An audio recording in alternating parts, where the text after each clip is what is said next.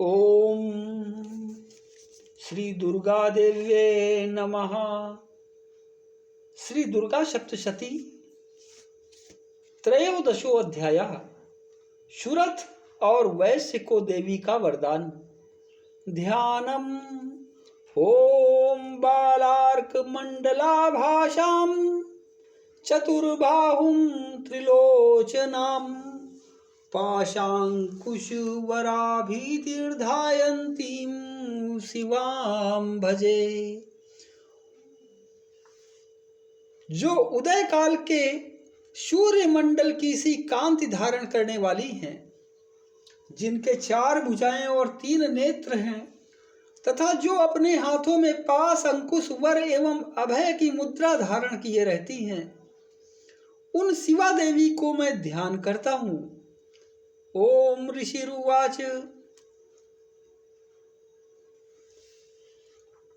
एतत्ते कथितं भूप देवी महात्म्यम् उत्तमम् एवं प्रभावाशा देवी येदं धार्यते जगत् विद्या तथैव क्रियते भगवद्विष्णुमायया तया त्वमेष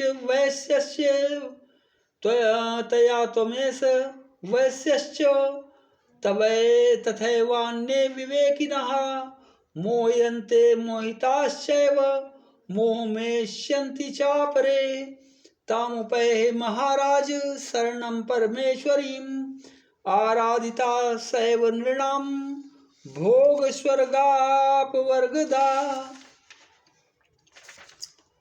ऋषि कहते हैं, राजन, इस प्रकार मैंने तुमसे देवी के उत्तम महात्म्य का वर्णन किया। जो इस जगत को धारण करती हैं, उन देवी का ऐसा ही प्रभाव है।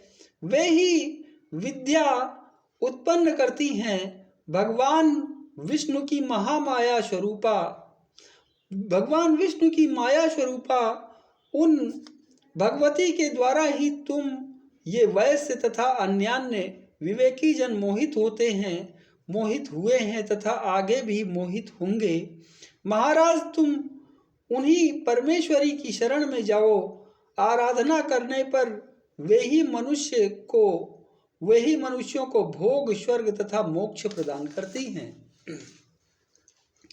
मार्कंडेय उवाच इति तस्य वचा श्रुत्वा शूरथाशा नराधिपाः प्रणिपत्ये महाभागं तं ऋषिं संसितवृतं निर्वीर्णो अतिममत्वेन राज्यापहरणेन च जगाम सद्यस्तपसे स च वैश्यो महामुने संदर्शनार्थम् अम्बाया नदी पुलिन संस्थिता सा च वैश्यस्तपस्तेपे देवी सूक्तं परं जपन् तो तस्मिन् पुलिने देव्याः कृत्वा मूर्तिं महीमयीम् अर्हणां चक्रतुस्तस्याः पुष्पधूपाग्नितर्पणेः निराहारो यताहारो तन्मनस्को समाहितो ददतुस्तो बलिं चैव निजगात्रा सगुच्छितम् एवं समाराधे तो स्त्रीभिर्वर्षैर्यतात्मनोः एवं समाराधय तो स्त्रीभिर्वर्षैर्यतात्मनोः परितुष्टा जगद्धात्री प्रत्यक्षं प्राह चंडिका। मार्कंडेय जी कहते हैं, क्रौष्टुक जी, मेधा मुनि के ये वचन सुनकर राजा शूरथ ने उत्तम व्रत का पालन करने वाले उन महाभाग महर्षि को प्रणाम किया। वे अत्यंत ममता और राज्यापहरण से बहुत खिन्न हो चुके थे।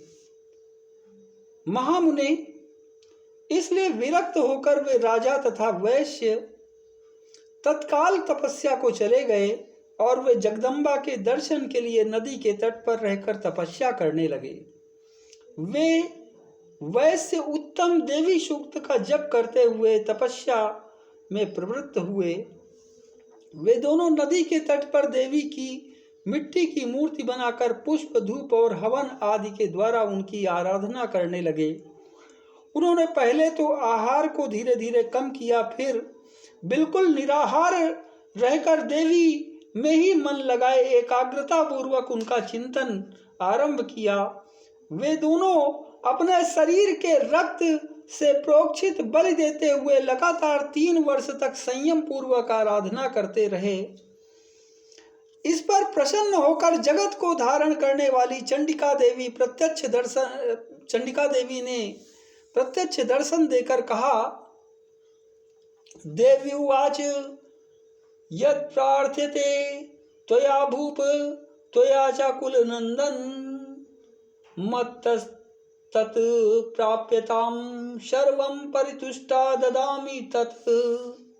देवी बोली, राजन तथा अपने कुल को आनंदित करने वाले वैश्य, तुम लोग जिस वस्तु की अभिलाषा रखते हो वह मुझसे मांगो, मैं संतुष्ट हूँ, अतः तुम्हें वह सब कुछ दूंगी।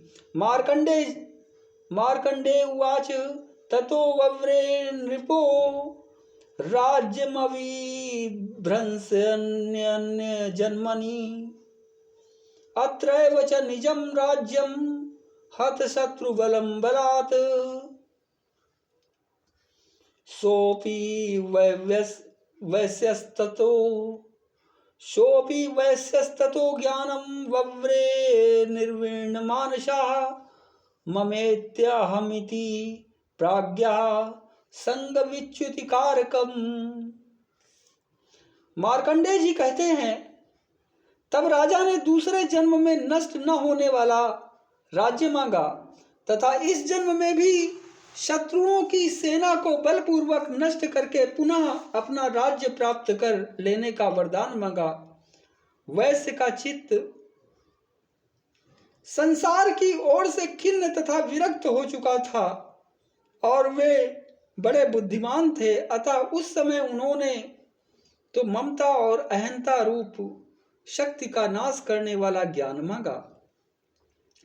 देवी उवाच स्वल्पैर्होभिर्नृपते स्वराज्यं प्राप्स्यते भवान् हत्वा रिपूनस्खलितं तव तत्र भविष्यति मृतस्य भूयाशं प्राप्य जन्म देवा द्विवस्वतः श्रावणिको नाम मनुर्भवान् भुवि भविष्यति।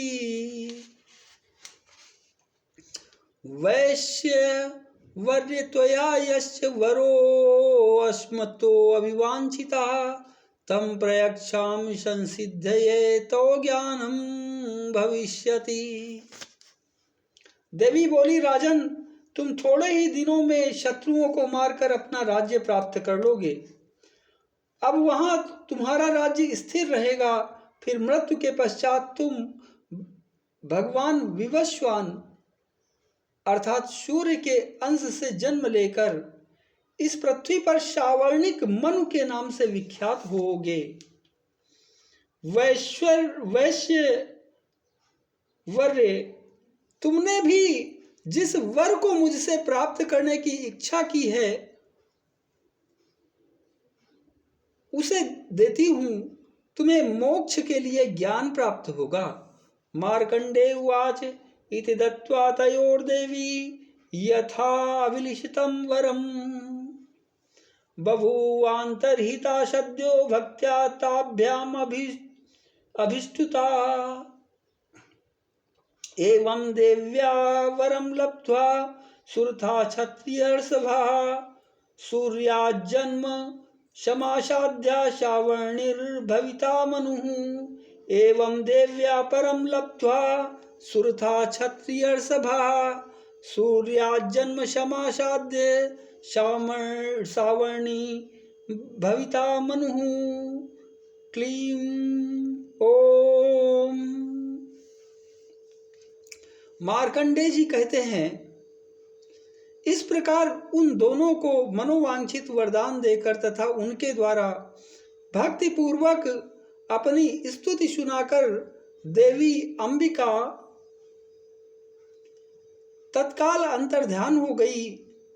इस तरह देवी से वरदान पाकर क्षत्रियों में श्रेष्ठ सुरथ सूर्य से जन्म ले शावर्णी नामक मनु होंगे।